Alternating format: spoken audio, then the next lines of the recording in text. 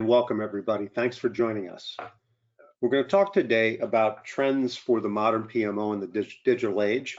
We're going to talk about strategic portfolio management and how OnePlan can deliver that for you in this modern age based on the Microsoft 365 platform and OnePlan. So with that, let's get started. You know, the Gartner Group has done some studies and some papers in the last couple of years. And in the Strategic Portfolio Leader's business case for strategic portfolio management, it's stated that strategic portfolio leaders are forming critical partnerships with digital business leaders to achieve desired business outcomes. This whole digital age is about deriving outcomes and outcome-based decision making. Well, why? Well, what do we mean by a digital business leader? Well, we're talking about any executive in an enterprise who participates in strategy and investment decisions to achieve strategic digital business outcomes. As organizations in all industries are changing their strategic direction based upon the new landscapes in the marketplace and new technologies and new way their customers want to be interacted with, these digital business outcomes become more important to thriving as a business. Now, who do these digital leaders look like? Well, almost half of them are leading business decisions and strategies, meaning they're involved at the very top level at setting the course for the entire organization. 75% of them, almost 3 in 4, are involved in PPM activities, meaning project and portfolio management has the fingers of these leading executives in that process now. It's been elevated to be a more strategic capability than it was when many organizations started as maybe just as a reporting function. It's become much more strategic. And almost 3 in 4 are CEOs or report directly to the CEO, meaning this thing has been elevated in its stature and its participation within the organizations. So many of them are engaging in the program and portfolio levels of decisions and execution in the business.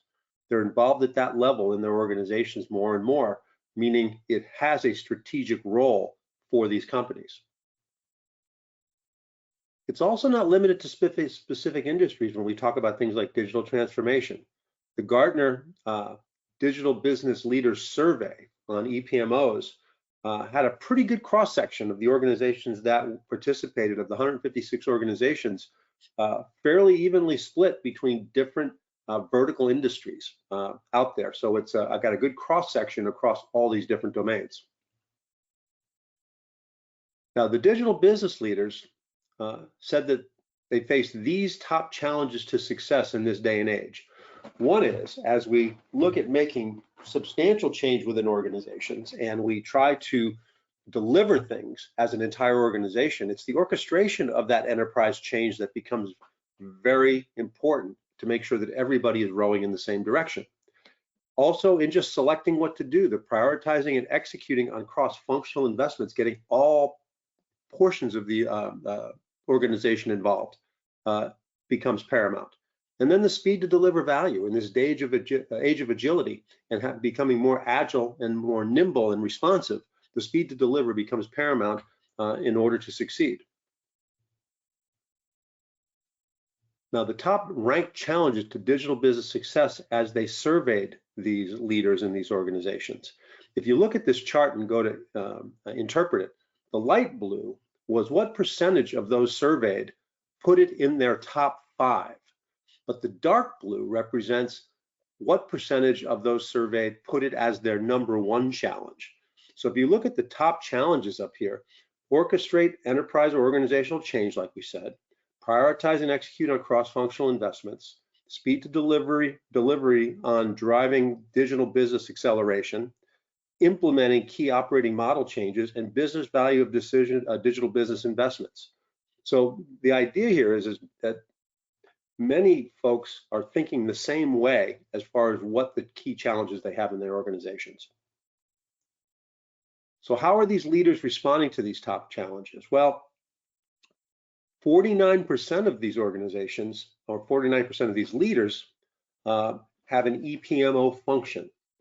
What this means is, as PMOs became in vogue and people started implementing those across different organizations, they had different charters and different levels of responsibility or expectation, but they they tended to be more departmental in nature, maybe an IT PMO, maybe one for the business PMO, or maybe one for each individual functional area had their own PMO.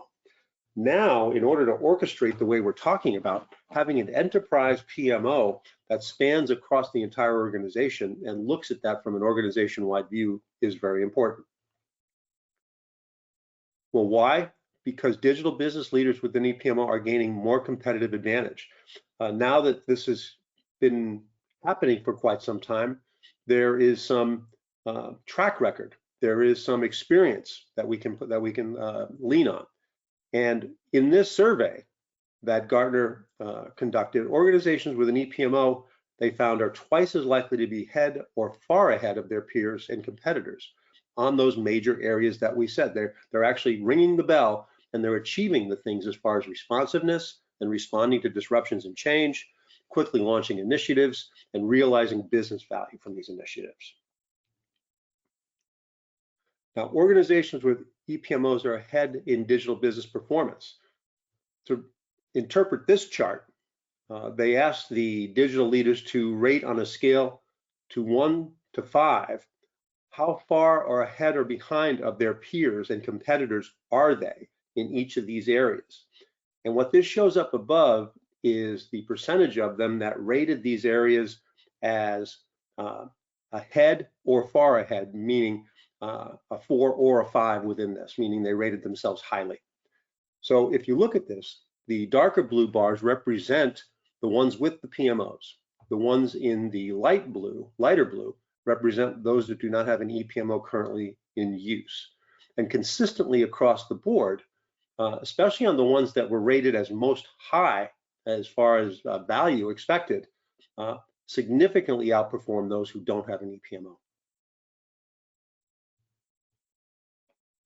So the digital business leaders that don't have ePMOs do say they want one. So 68% of them without an ePMO would be likely or very likely to champion its adoption within its organization. So you might ask yourself, if that is the case, what's holding us back? The most prized benefits of respondents without a PMO, we talked about this, but the percentage of those that said the execution of large enterprise-wide initiatives and quick and effective portfolio prioritization, what's stopping them from achieving these benefits? Well, the top hurdle to ePMO adoption is the business doesn't understand the value of the ePMO. The business case has not been made. So it becomes incumbent on those of us that see that in the organization to be able to articulate and to make the case such that the benefits of implementing and going down this route become very clear and very apparent, and the investment is worthwhile. Other hurdles, other than the business not understanding the value, sometimes other business priorities take precedent, and so this initiative gets overwhelmed or taken over by other things. We get distracted.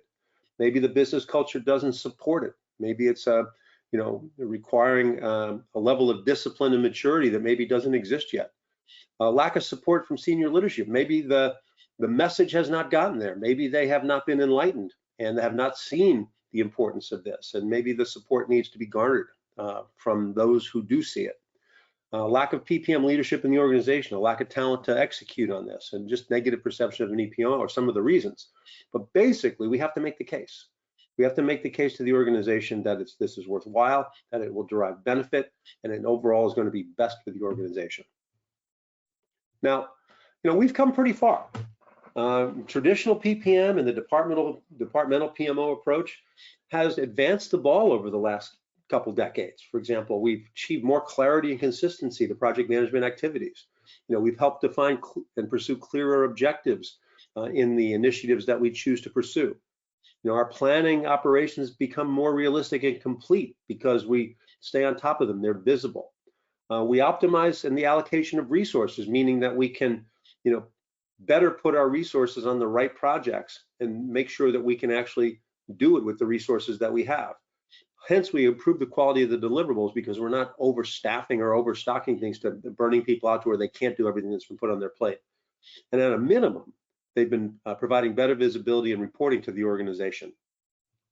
Now, to take it to the next level, Gartner states that in this new age, right, we require the ability to share objectives of the business strategists, those top level decision makers that we talked about, and align them with those actually executing the change. And this comes about by a set of processes we need to put in place, and then as a system of organizational alignment. So outside of the benefits traditional PPM gave us, we have to have the ability now to strategically align what we're doing, not only in what we select to do, but making sure that the things that we are currently doing continue to align with an ever-changing strategy based upon a fast pace of change. Why is strategic portfolio management important? Why should we move to an ePMO and get to a more strategic portfolio management approach? Well, the business environment is increasingly complex, and we have to manage risk and optimize these portfolios and make sure that they're aligned with the current strategic goals based upon what we have to do as a fast-moving organization. There's greater need for financial and resource optimization. We face budget constraints and limited resources, and we need to identify and prioritize the most critical things to work on and allocate our resources on the things that'll give us the best return and achieve the best value for the organization.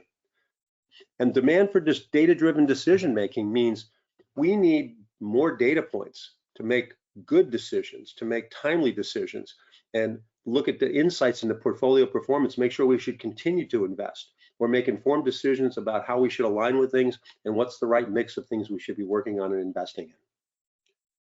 The other piece is that the adoption of Agile and other project management methodologies makes it even more paramount that we have to bring together and into a common pane of glass the view of effective portfolio management, so we can ensure that the project portfolios are aligned with strategic goals, and that no matter what methodology we're using to work on or what execution tools we're using to manage those Agile, waterfall, or other types of effort approaches, we need to make sure that we're working on the right areas, that we don't have overlap and duplication, and that we allocate resources effectively across all of them. And then the emerging technologies and business models. With the landscape of the change in the digital age, part of the driver for this is that the marketplace changes, the attitudes and the demands of customers change, technology changes, and these things open up new opportunities and challenges for organizations on deriving new business models on how to go to market, how to reach our customers, how to interact with our customers, how to have our customers procure from us. And we need to evaluate and prioritize these opportunities, and our leaders have to ensure that they are aligned with the overall business strategy and that we execute on these things in a way that's consistent. So strategic portfolio management, or SPM, Gartner defines this market as a set of business capabilities, processes, and supporting portfolio management technologies. The idea is to get all of these players in an organization to support enterprise-wide strategy to execution, alignment, and adaptation. And SPM technology, right, or solutions, it supports more than just aligning project portfolios, and maybe even more than just aligning the portfolio initiatives with the strategies themselves. We might align them with digital and physical products. We might have to align them or associate them with applications or business capabilities, or the individual projects themselves might be related to one another, and be able to provide these associations and these data points and understand all things impacted are important for our decision-making process. So a complete SPM solution must have business strategies, you must manage the execution of the initiatives to successful completion, and have full visibility and management of the core IT and other functional assets that are required for success in the organization. And so the stakeholders are the leadership who set the course, the IT and functional management who actually own the critical assets of the organization, and then the execution teams that plan and deliver the projects that really define, do we fulfill and actually achieve the success of those strategies. So key attributes of SPM. We really need to have portfolio alignment, which we just talked about, value-driven decision-making, meaning the things that we choose to do and the courses we choose to take should be based upon delivering value or receiving value from what we're going to do. And then really important in this age is the ongoing portfolio flexibility. Gone are the days of the annual operating plan that just is a plan that sits on the wall for the next 12 months and says, this is what plan we're going to march to. That plan can change at least quarterly, maybe change more often than that. And we have to constantly evaluate on a rolling basis what that portfolio should look like and what our priorities should be. Now, the good news is that, there's a lot of room for growth here. As we evolve our ePMO capabilities to achieve this agility, to respond to the turbulence that's out there in the organization and the strain that it creates. The key findings of Gartner were that only 16% of organizations are highly effective at all three key attributes of strategic portfolio management at this point. So we have a lot of room for growth. The fragmented approach to designing a future work in silos or departmental PMOs or, functionally separate types of perspectives can lead to excessive cost due to conflicting priorities, redundant processes, and misaligned goals. We want to eliminate that waste and achieve efficiencies. And also, if we get focused on the day-to-day, get pulled into the crisis management all the time, if we don't have a, let's just say, purposeful, proactive approach to achieve SPM, we will get unintentionally pulled as an enterprise away from the strategic objectives and get dragged into the more tactical things on a day-to-day basis and never get where we want to be. Now, the other good news about this is in the hype cycle, strategic portfolio management, as Gartner states it, is in its innovation stage. It is, in its early stages of its hype cycle or its life cycle. So the idea here is that it's not too late to get on board here from wherever we're starting as an organization. And OnePlan, as a solution, provides the path to strategic portfolio management. It is a complete solution for the enterprise. It allows us to have business leaders define strategy. We can define things like OKRs and value streams. It has tools for the execution leaders, regardless of the type of initiatives that we work on in our organization, whether they be more an adaptive approach with mixed methodologies and tools, whether it be professional services automation, whether it be agile projects for product or software development, or whether it be product development, etc. There's a variety of these things. The execution of these things can be handled within OnePlan. And then the functional leaders, the ones that actually own the enterprise architecture and the technology and the applications and the business capabilities, factoring those into the strategic portfolio management mix is important, and OnePlan helps us to do that.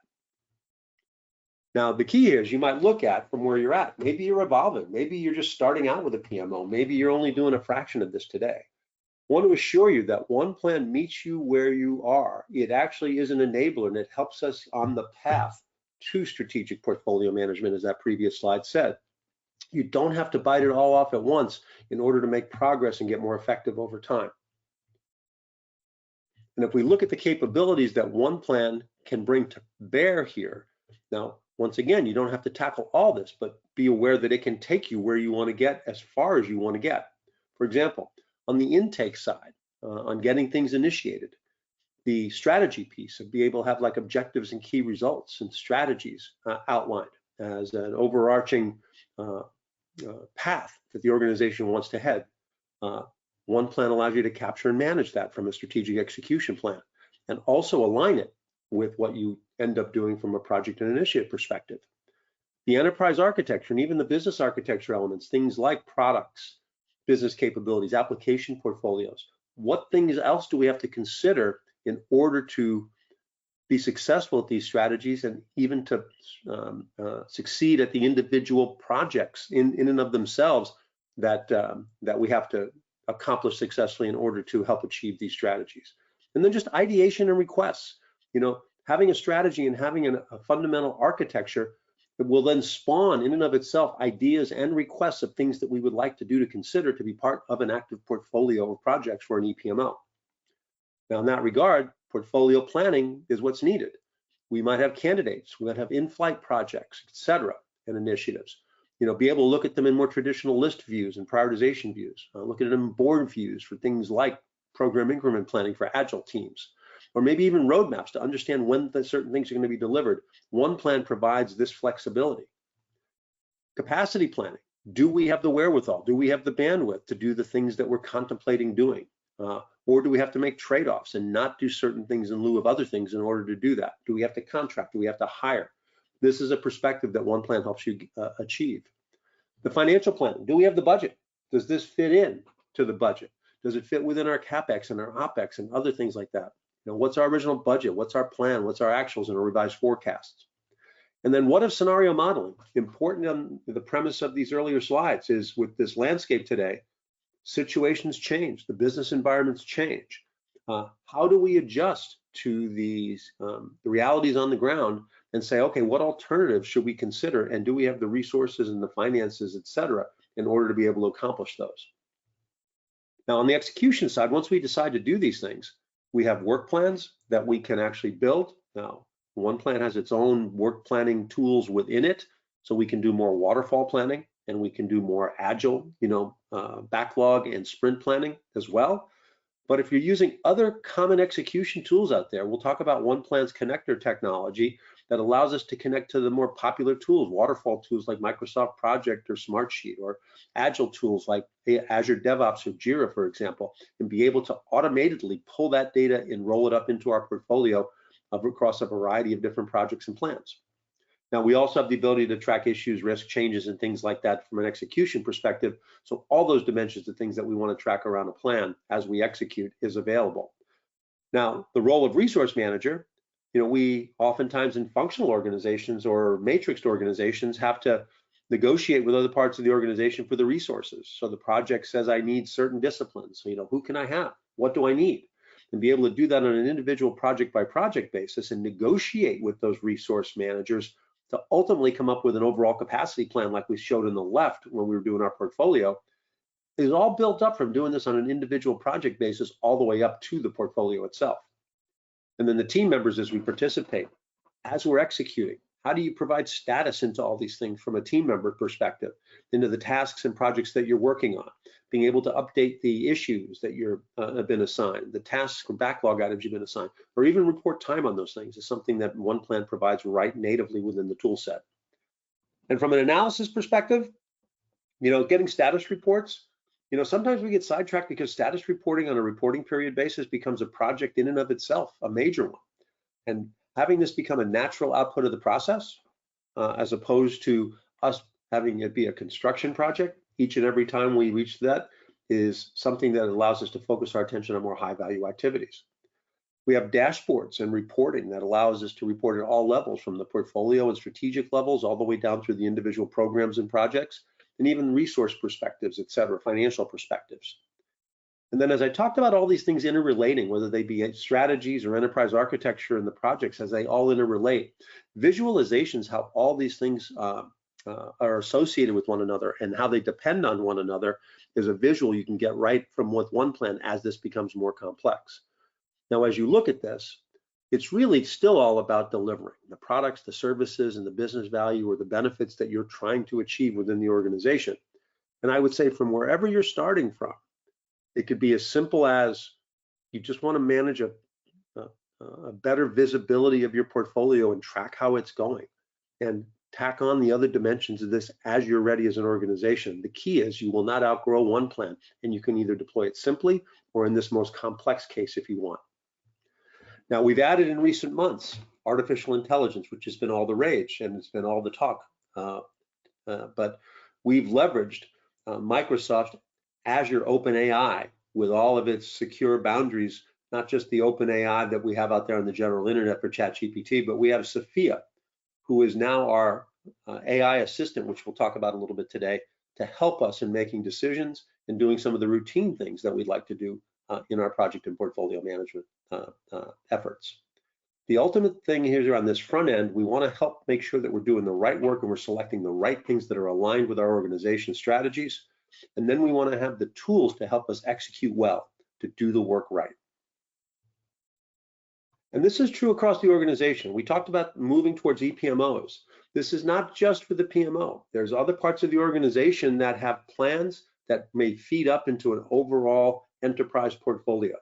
And all these other areas are places where we commonly find ourselves outside of the PMO.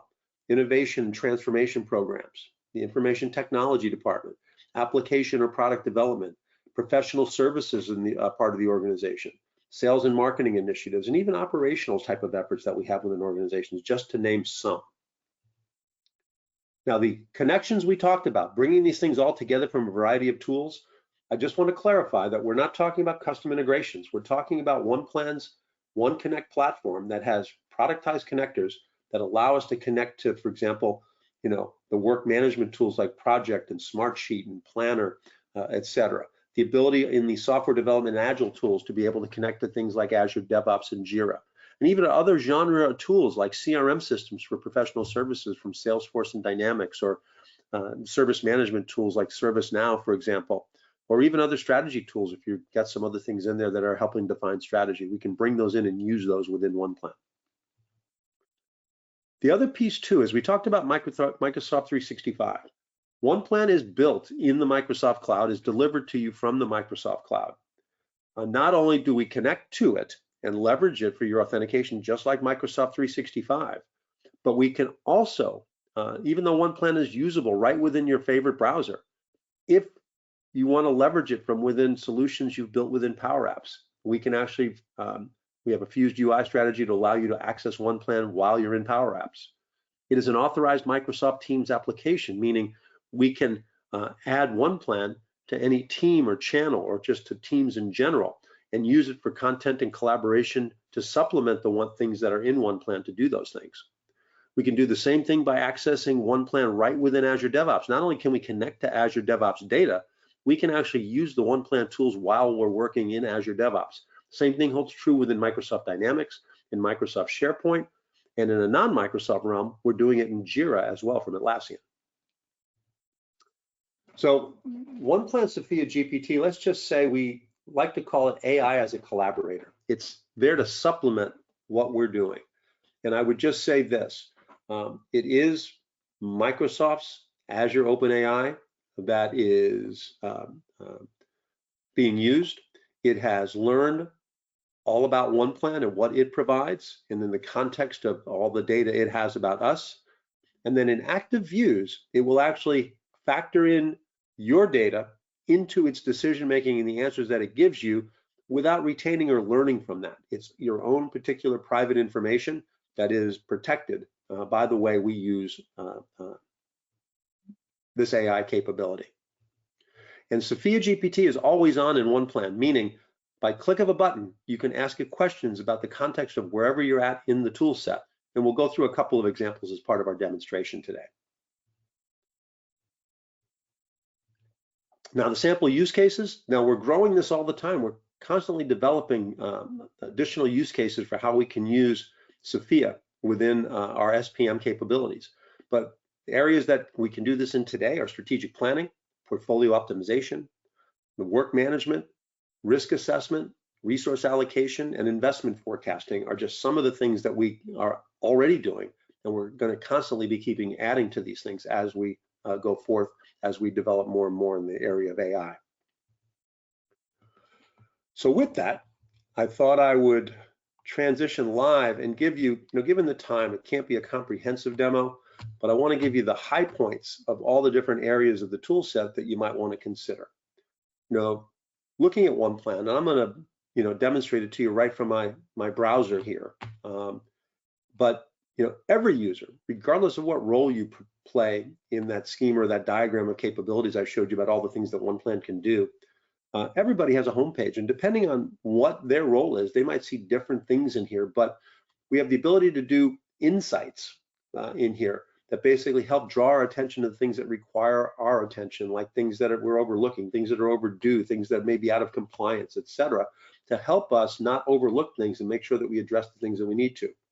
Instead of having to navigate through a giant portfolio of initiatives, I can just be given access here and access to get into the dimensions of these plans that I've been made part of, meaning I don't have to navigate through the entire portfolio to find the things that I'm in and understand where I'm at, be able to drill into things like the work plan, like the details, like the financials, like the resource plan, all from one place. There's even conversations capabilities at the task or at the project or the resource level that allows me to see what the recent conversations are on the items that I'm involved in, where I can scroll through and look at what's recent and even drill into the detailed threads all from this homepage. And even stuff that requires my attention as far as things that is overdue that I might have to look at, that I have to update and identify, it gives me the ability to see all that right from a singular page. Now, let's start from the strategic piece, because that's where we started today, saying you got to have an overall direction and a strategy as you work as an organization today in this digital age. So OnePlan gives us the ability to identify and create strategic plans that allow us to provide OKRs.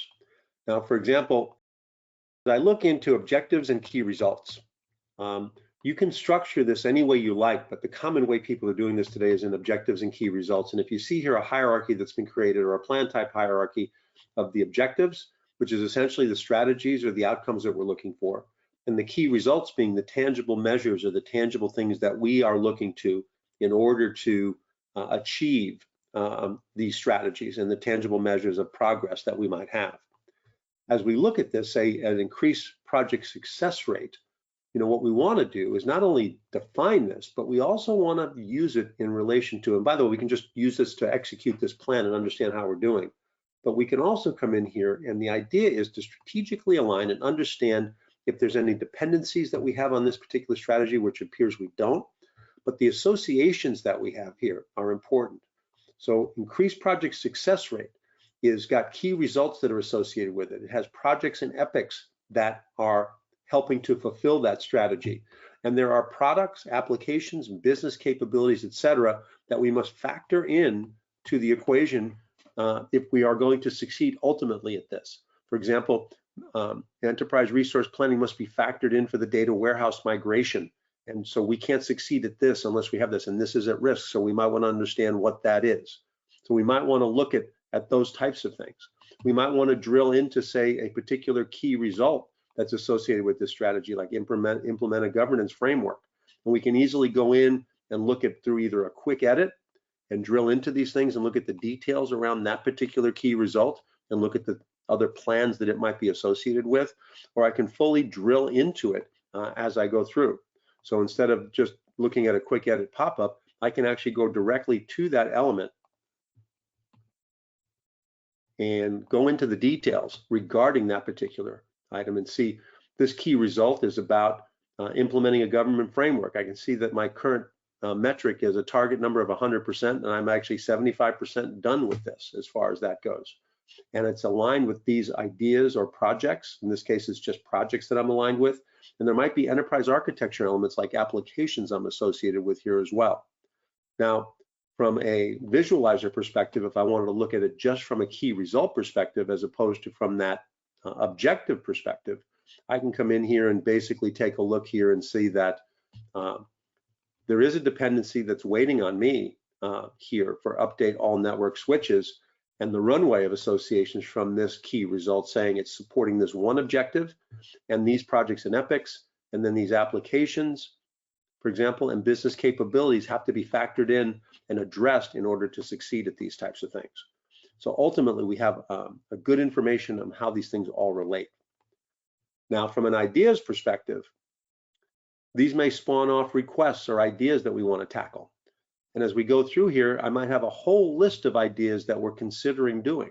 And as we go through here, if I drill into, say, this website redesign, and I drill in and look at the details around that, you determine what you want to capture on this. What's the approval cycle for an idea or a request? What's the metadata or characterization around that? What business case narrative might you want to put in here? What are the financials, the budgets, and the benefits that might be derived from this, as well as a prioritization mechanism? I have a business driver prioritization that drives a calculated score.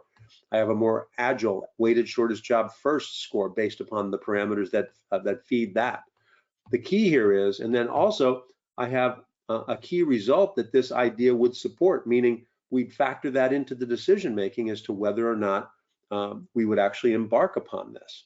Now, when we do this, we can also look at any given point in time from any part of this, how do we visualize this? And there's no predecessors or successors to this, but we can see in here that this particular idea is supporting this key result in this objective, and there is a product that's involved in this as well that we must be associated with as well. Now, ultimately, as we go and look at the idea portfolio, at any given point in time through workflow or through somebody with permissions to do so, we can reorganize and promote this idea into a project at any given point in time and carry forth with it all the information we gathered around this, so we have a life cycle that goes from the formulation of this all the way through the execution of that as a project. Now, if this becomes part of an overall portfolio of projects, we can go to this portfolio and we can look at we can look at it in a variety of different ways. We have more traditional list views of the portfolio, and let me just expand this out. And as you can see, I've got a hierarchy built here. And this is because we can define for you, and we have templates for this, but we can define a plan type hierarchy here where I've got portfolios, and then within those portfolios, I have programs. And within those programs, I might have projects, which maybe are more waterfallish type of projects. In this case, I call them epics for agile projects. But the idea here is that you can have any plan type hierarchy to define your organization. So if you are an ePMO and you do have different portfolios for different parts of the business, you can model those and give access to different branches of this portfolio structure so that you can manage this cross-functionally across an entire organization, and different people from different functional parts can participate in all of them should you need them to. Now, outside of that, you'll also see that there's icons to the left of each of these projects and epics. And based upon our connector technology, you can connect to a variety of different tools in this as far as this more flexible work management approach and rolling this stuff into a holistic portfolio. For example, you can see that this particular epic is connected to Azure DevOps, meaning we're getting data fed into this portfolio item from an Azure DevOps epic. We have one from Jira as well, feeding into this epic. We have Microsoft's new project for the web feeding in the execution data for this particular portfolio item, the traditional Microsoft Project Professional on the desktop here. And you can also see that there's some here with just Microsoft Teams icons, meaning we're just connected to a team site for content and collaboration along that way. And you notice there's no execution tool here or scheduling tool that's tied with this, meaning we're actually managing this particular plan solely in OnePlan with its planning tools as we go through. So as I drill into one of these, for example, and well, let me do this first. We can have a variety of different list views. This one's more a summary view that's got the portfolio hierarchy and it's got, some KPIs. And you can organize and show things that are more financial oriented, more effort oriented, etc. But you could also be flexible outside of that primary plan type hierarchy and say, let me just see a flat list of all the initiatives if I have the rights to see this, right? And the metadata and the way I categorize these projects allows me to filter, group, or summarize these by whatever I want. So let's say now I want to look at this by business unit rather than portfolios. And I want to understand how much we got going on in IT versus how much is going on in capital planning. And we can filter and or group these things by those different parameters. If I want to look at it by maybe who's managing these projects, say the project managers, right? I can come in here and look at a project manager view and I can see how are the projects that Bertram is working on? And I can filter and look at those things specifically as here. But we have flexibility on any metadata we carry around the projects or initiatives. We can actually do this type of flexible viewing. We also have board views, and these board views allow us to look at these things from a more agile fashion. And here I've got basically columns defined here by the state, proposed, active, closed, or on hold. I don't have any swim lanes set up here, but the idea is you can determine what's on what cards. You can set, say, for example, budget limits on how much you can have, and you can hear them. I see that the plans I have in here exceed my budget from a dollar perspective in the active projects. And I can actually have this colored by state on yellow, red, or green on how well these things are doing. Now, even though a card can only hold so much information, I could go into one that I'm concerned about and pop open one of those quick edit windows at any given point in time so I can get the current status on that particular item in detail and get to any aspect of it from one place. Okay. I also have in here a variety of different variations so I can look at these boards from a variety of different perspectives. I also have roadmap views. So if I want to look at this from more of a roadmap perspective, as far as from when these things are going to get delivered, I can look at that flexibly. Like this case, I've got a roadmap by business unit, but maybe I want to look at this from another perspective. Maybe I'll look at it by, by product and have different swim lanes based upon the way I want to look at these things. So as I go through this and look at these roadmaps, I can get there any which way. Now, the same thing holds true here. Like I can click on this work planner product and I can get to the details on that and drill through from any of these views, roadmap, board, or list view at any given point in time. So with this, let me drill into the details page for this work planner project. And as I look through this, You can define for your plans a process flow or life cycle. You can determine in this details page, and you can structure this with simple drag and drop, what fields of data you'd like to have in here with project information, things like the metadata by the way you categorize this. Maybe the business data that came over from your idea or request. The prioritization method that you're using would be over here. The enterprise architecture elements about where these are associated with different strategies or different applications or different products, etc. The project schedule information at the high level, what's the current state of the schedule? What's the current state of the financials? What's the current state of our effort utilization of our resources? And even the KPIs in here and the narratives around the status. You can define what you want to track around the details around this. We also have work plans in here.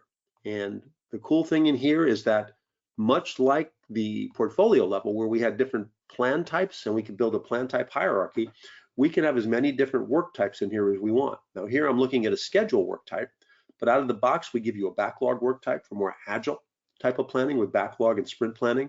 We can also have issues, risks, change requests, and even key decisions that we can log in here so we can have a history of those. And you can add other work types in here if you want, things like assumptions or lessons learned that I see other people do.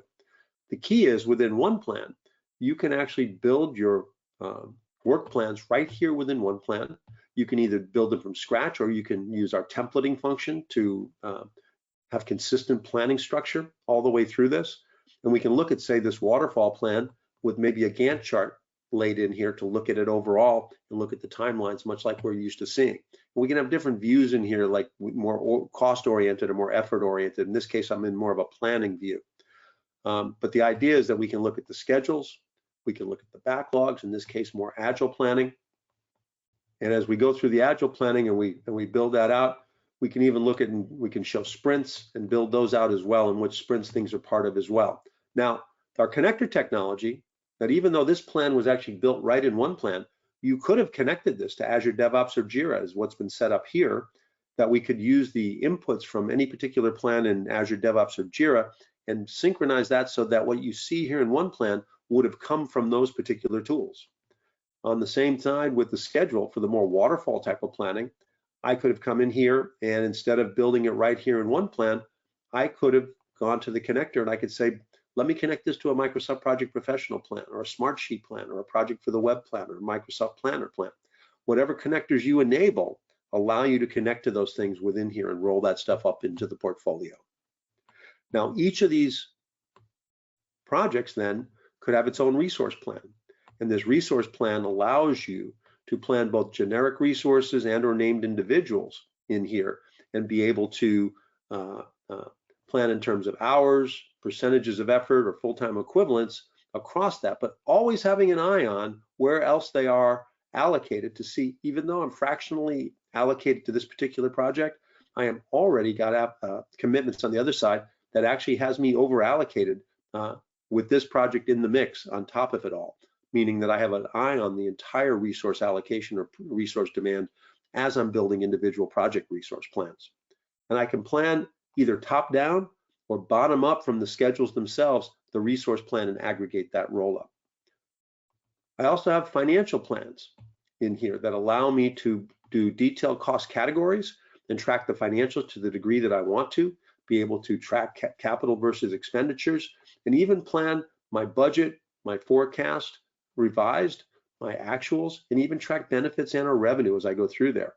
As I have these different cost types, I can even compare them, such that, for example, if I wanted to see how my forecast has changed from my original budget, I can see the budget numbers, and then I can see the forecast numbers and see where I have deviations from those very quickly and very easily. Another key piece in here is reporting. And on the status report side of things, we talked about having a form that you can structure the content that you'd like to have in this, but every reporting period, it would automatically create a status report for you, such that the header information, in this case, I've got schedule section, I've got a financial section, I got a KPI section, and I've got status narratives in here, for example, that allows me to enter and update these for each reporting period. And each reporting period that I submit this data, I can actually then capture the history of that and have a history of all the different status reports that have been submitted. And either you can view them here in OnePlan, or if you have external audiences, you can put them out in PDF, Word, or send them out in the body of an email so that this becomes a more streamlined process for you. Now, ultimately, we talked about resource planning. If I go out to the more global resource plan that aggregates all those individual project plans, I can come in here and just say I'll look at just a general resource summary with all my different resources in it. I can see who is over and under allocated, both the named individuals and the generic resources that I have. For example, if I come in and wanted to look at, for example, my resource plans organized by the different roles in my organization, and I went down and looked at the business analyst, I can see that I have things that are over and under allocated to specific business analysts, named individuals, or I can also see that I still have things that are generically assigned to a business analyst that I have yet to put a name to. And for example, if I wanted to say, get a name to, let's say I wanted to get a name onto this product launch, right? I can come in here and look at candidates in here and look for best matches and see who might be available in the business analyst ranks to get that, where the time frames that I want for this, that I can actually come in here and I see that Jan Levinson has plenty of availability, and I could replace the generic with Jan and get that fulfilled. The other part of it could be that I might just have an overloaded person and do that same type of substitution and find people with remaining availability in order to give them that work and be able to make that happen overall. On top of that, you might not want to do this stuff live until you actually do some scenario planning. And we talked about our modeler and our what if scenario planning when I gave you the overview. And as you look in there, you can actually do things without changing your data to evaluate alternatives and selections.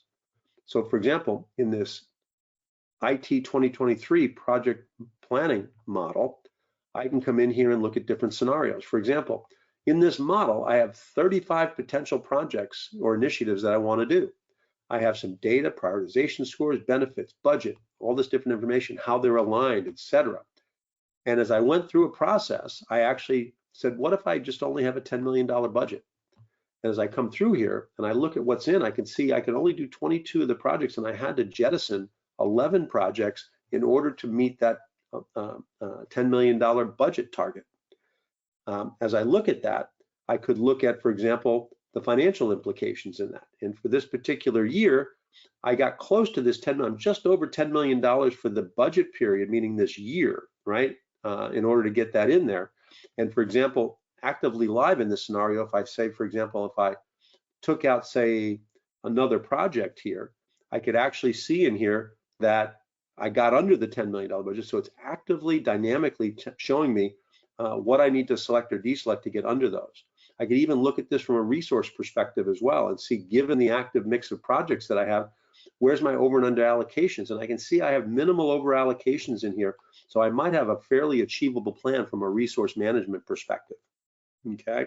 Now, outside of just selecting or deselecting projects, I could also look at this from a timing and sequence of when I do these things and have them factor that in. So for example, I might have a market research project that's been proposed that I said, you know, I do want to do this, but given my constraints, maybe I just want to basically push that out into the beginning of next year.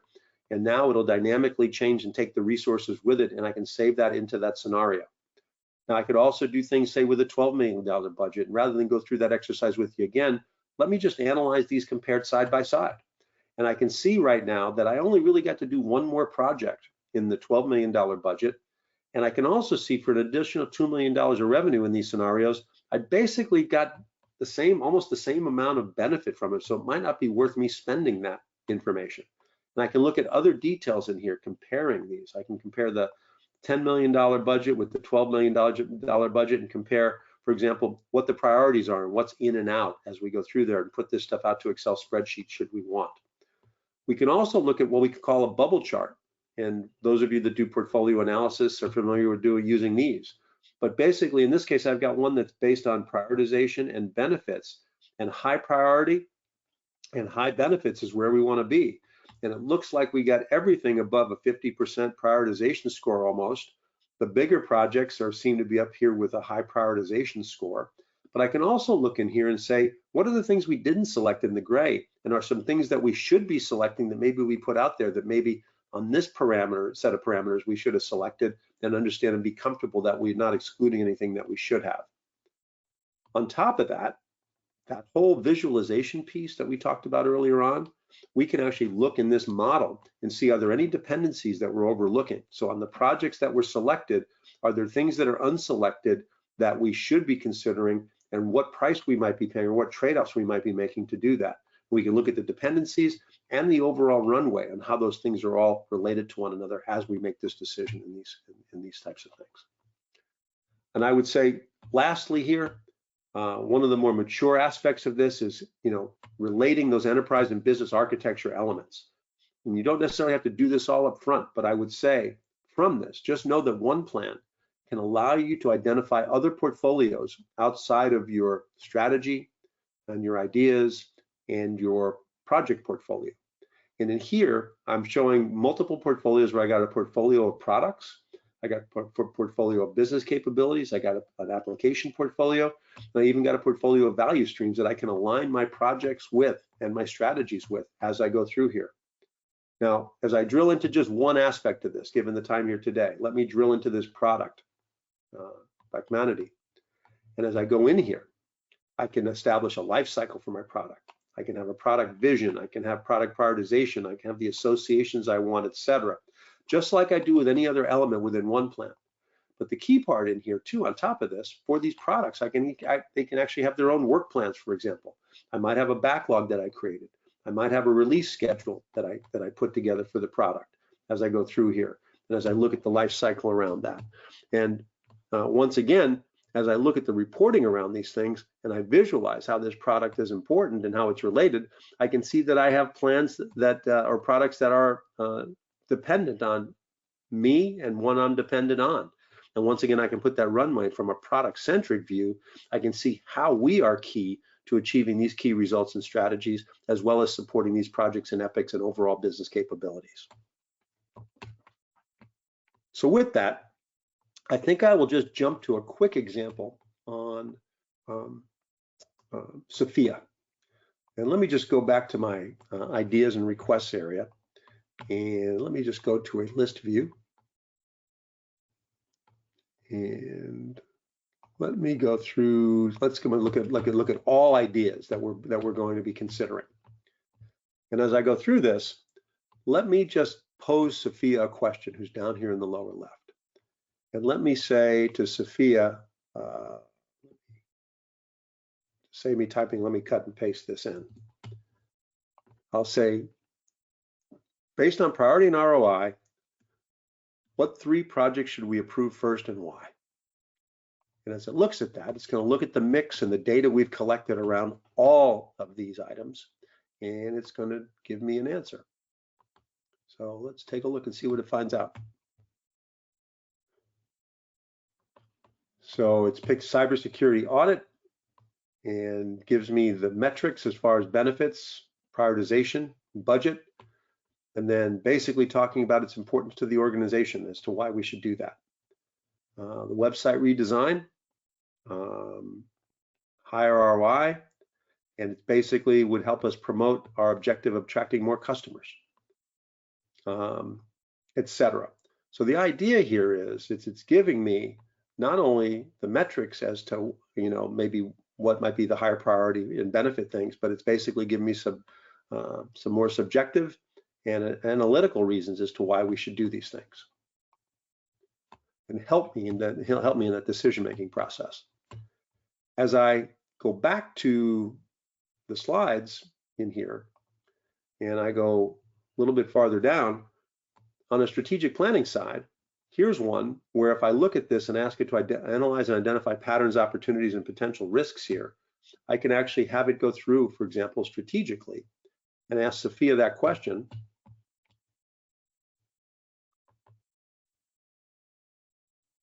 And it's basically telling me the highest priority objectives and what those are and what those opportunities are, and providing me some analysis around that. We could also help optimize the portfolio, not just the ideas, and it could actually look at the current active portfolio and do something very similar to what we showed with the ideas area as well. So given the time, we're getting near the top of the hour, I pretty much have to wrap up, but I hopefully gave you a flavor for the different dimensions of where OnePlan can help and all the different areas that it can help a modern PMO address the needs of a ePMO and look cross-functionally across an entire organization to look at organization-wide objectives. So summary, next steps. Strategic portfolio management has become important in today's fast-changing business environment. Increased complexity and the fast pace of change requires enhanced methods and approaches. And the evolution from departmental PMOs to ePMOs is addressing the needs of most modern organizations because it has that broader purview and more capabilities and needs. And using a strategic portfolio management solution and discipline provided by OnePlan in the Microsoft Cloud can help provide those capabilities for you. Not only the top-down planning and strategy, but also the bottom-up work management, both within OnePlan itself and from other execution tools can help provide overarching governance around all those different plans. And we can use AI to help supplement our own human-based efforts to give us better analysis and better capabilities as we try to make decisions. Now, OnePlan just works with this stuff all the time. We are focused on project and portfolio management. We're not a general systems integrator that dabbles in this. This is where we live and breathe. We're recognized by Microsoft on the Microsoft platform 5 straight years as a global project and portfolio management either winner or finalist the last 5 years. Gartner, Infotech Research, and the analysts are recognizing us in the voice of the customer for strategic portfolio management and other disciplines. Now, if you want to try this out, feel free to go to oneplan.ai/solutions or Microsoft App Source, and I encourage you to get the strategic portfolio management template with the sample data should you do this. But we're happy to chaperone you and assist you if you want to contact us on this.